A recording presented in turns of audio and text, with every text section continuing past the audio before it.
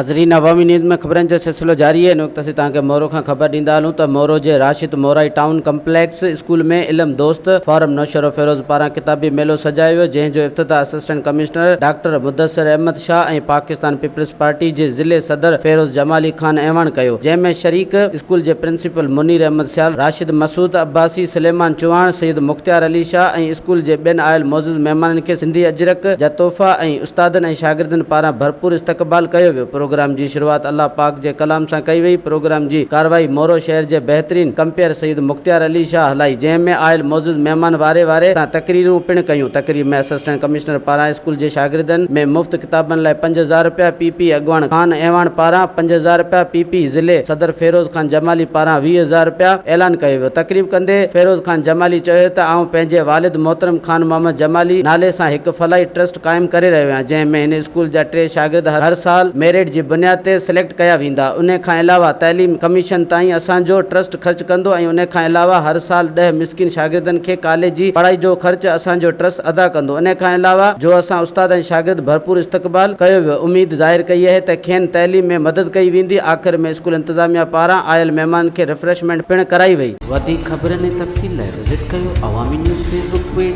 YouTube page ऐं अवामी news website.